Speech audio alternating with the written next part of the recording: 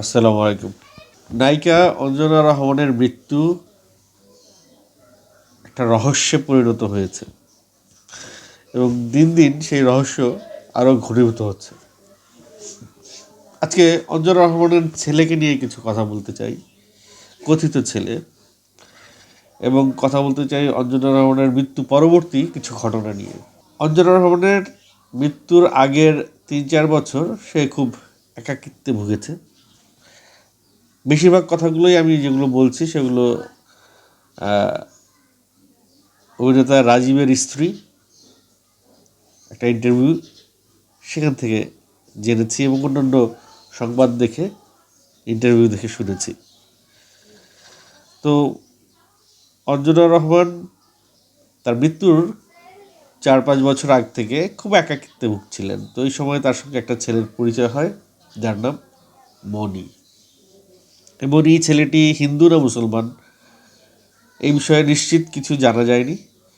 এই ছেলেটি অঞ্জনা রহমানের সবসময় সঙ্গে থাকতেন, ওর যেটা পছন্দ সেটা করতো, যেটা অপছন্দ সেটা করতো না। যেখানে যেতে বলতো সেখানে যেত, যেখানে যেতে বলতো না সেখানে যেত না। এবং অঞ্জনা রহমানের যে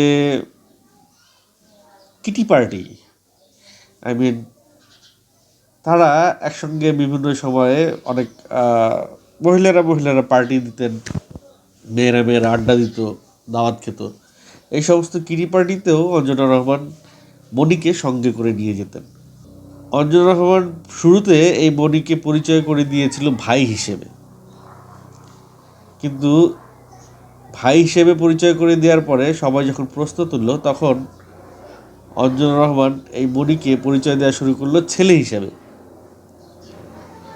ছেলে হিসেবে এই কারণে পরিচয় করে দেওয়া শুরু করলো কারণ মনি অঞ্জনা রহমানকে বলেছে যে সবাই যেহেতু এত প্রশ্ন করছে, তুমি যদি ছেলে বলো তাহলে আর কেউ এই ধরনের প্রশ্ন করবে না। এখন ভাই থেকে কেন ছেলে হয়ে গেল মনি? অঞ্জনা রহমানের মৃত্যু সংবাদ যখন আসলো তখন সবাই হুট করে জানলো যে অঞ্জনা রহমানের একটা পালিত ছেলে আছে। অঞ্জনা রহমান একটা ভাড়া বাড়িতে থাকতো, অঞ্জনা রহমানের কোনো সম্পত্তি ছিল না। আসল ঘটনা কিন্তু তা না। অঞ্জনা রহমানের 2টা বাড়ি সহ কিছু ক্যাশ টাকা ছিল, যার ভালোই, মানে সম্পত্তির পরিমাণটা খারাপ না। তবে সে যখন তার কাজ কমে গেল তারপর থেকে দীর্ঘদিন কাজ না থাকার কারণে প্রায় 40 লক্ষ টাকা ঋণে পড়ে গিয়েছিল এবং এই ঋণ থেকে সে উঠতে পারছিল না।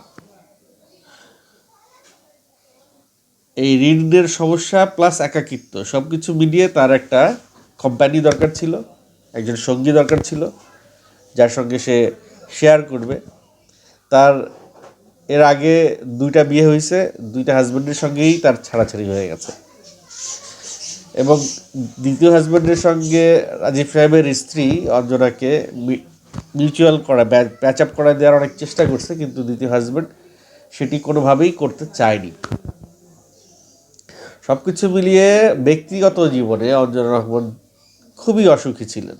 আমি আমার আগের কন্টেন্টে বলছি, একটা মানুষ যখন সার্বক্ষণিক হাসি খুশি থাকার চেষ্টা করে, সার্বক্ষণিক ফুর্তিতে থাকার চেষ্টা করে, তার মানে তার ভিতরে অনেক কষ্ট আছে, তার ভিতরে অনেক বেদনা আছে যেগুলো সে সবার সামনে প্রকাশ করতে পারছে না, তাই নিজেকে আনন্দের মধ্যে রাখতে চেষ্টা করছে। তো অঞ্জনা রহমানও তাই, তার ভিতরে এই যে খবরগুলো জানলাম, এই খবরের মাধ্যমে এটাই প্রমাণিত হয় যে তার ভিতরে অনেক কষ্ট ছিল, দুঃখ ছিল, এবং সেই কষ্ট দুঃখের সুযোগ নিয়েছে এই মনি নামক ছেলেটি। সে অঞ্জনা রহমানের কাছে গেছে, তার অসহায়ত্বের সুযোগ নিয়ে তার ভেতরে প্রবেশ করেছে এবং তার সম্পত্তি করায়ত্ত করেছে। অঞ্জনা রহমান জ্যোতিষবিদ্যায় খুব সে বিশ্বাস করত এবং কোনো এক জ্যোতিষী তাকে বলেছে যে মনি নামক ছেলেটি তার জীবনে আসার পর থেকে তার আর্থিক সঙ্গতি ফিরবে, এবং তাই হয়েছে। বিষয়টি আসলে সেরকম না, বিষয়টি এরকম হয়েছে যে আওয়ামী লীগ সরকারের আমলে অঞ্জনা রহমান আওয়ামী লীগ দল করতেন এবং বিভিন্ন রকম লবিং সে করে দিত, বিভিন্ন রকম কি বলে কিছু কাজ থাকে, সরকারি কাজ, যেগুলো অঞ্জুর রহমান গেলে খুব তাড়াতাড়ি হয়ে যেত। সেই কাজগুলো একজন শিল্পী হিসেবে অঞ্জুর রহমানকে সবাই সম্মান করতো এবং তাকে খালি হাতে ফেরত দিত না। এই কাজগুলো, সরকারি কাজগুলো অঞ্জুর রহমান খুব সহজে করে দিতে পারতো বলে তাকে যাদের কাজ করে দিত তারা কিছু টাকা দিত খুশি হয়ে। এই যে টাকাটা দিত, এই টাকাটা পেয়ে অঞ্জুর রহমানের আসলে দিন ফিরেছিল। এবং সেই টাকার অ্যামাউন্ট কিন্তু কম না। এক একজনের একটা জমির কাজ, এক একজনের একটা চাকরির কাজ, এরকম কাজ করে দিলে কিন্তু 5 লাখ 10 লাখ এরকম করে টাকা দেওয়া হয়। 2 লাখ 3 লাখ, 1 লাখের নিচে তো কেউ দিতই না। তো সেই অ্যামাউন্টের টাকা যখন তার কাছে আসা শুরু করলো, তার লোন সে শোধ হয়ে গেল, তার উপরে সরকার তাকে একটা প্লটও দিয়েছে পূর্বাচলে। সেই প্লটটাও সে বিক্রি করলো এবং এই সমস্ত কাজগুলো করছে সে এই মনির বুদ্ধিতে। সব শেষ যে কাজটি সে করেছে, যে কাজটি করে সে একেবারেই নিঃস্ব হয়ে গেছে, সেটি হচ্ছে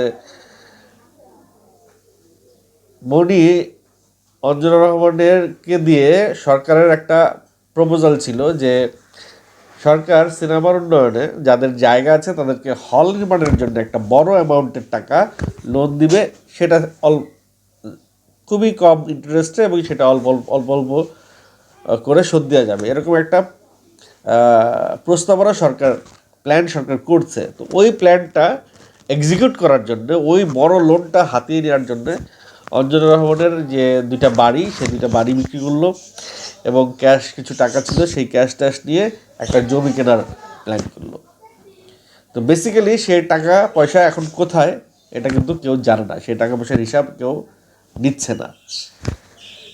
এখন এই অঞ্জনা রহমানের কাছ থেকে সব যখন চলে গেল, তখন সে রিয়ালাইজ করলো যে না, আমি নিঃস্ব হয়ে গেছি। এবং সে সব শেষ হয়ে যাওয়ার পরে সে কিন্তু মৃত্যুর আগে 5-7 দিন ঘরে অসুস্থ অবস্থায় পড়েছিল, তাকে ডাক্তার দেখানো হচ্ছিল না, তাকে হাসপাতালে নেওয়া হচ্ছিল না এবং তার কাজের লোকদের বলা হচ্ছিল ডিসপেন্সারি থেকে, মানে ফার্মেসির লোকজন এনে একটা ইঞ্জেকশন দিয়ে বলা হচ্ছিল তার ব্লাড টেস্ট করা হয়েছে, সে ঠিক আছে। এই ধরনের কথা উঠছিল যে তাকে যারা দেখতে যেতে চায় তাদের সবাইকে মনি বলছিল যে না, উনি সুস্থ আছে, দেখতে আসতে হবে না।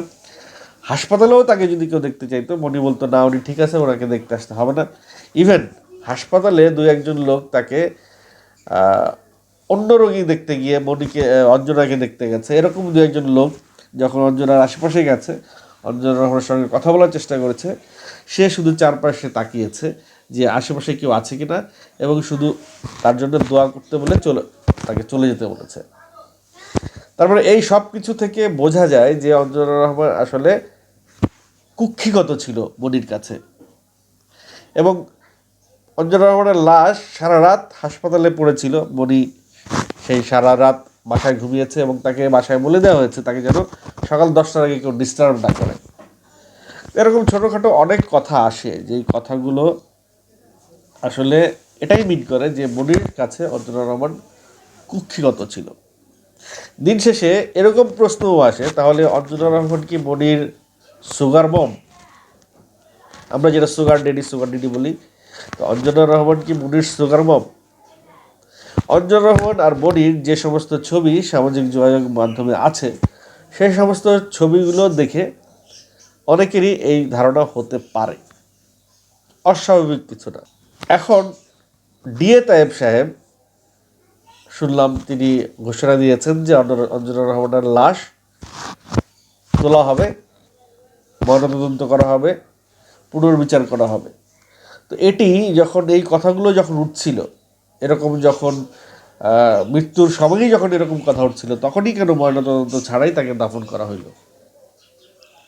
তখনই কেন কেউ এই উদ্যোগটা নিল না? তখনই কেন কারো মাথায় এই বিষয়টা আসলো না?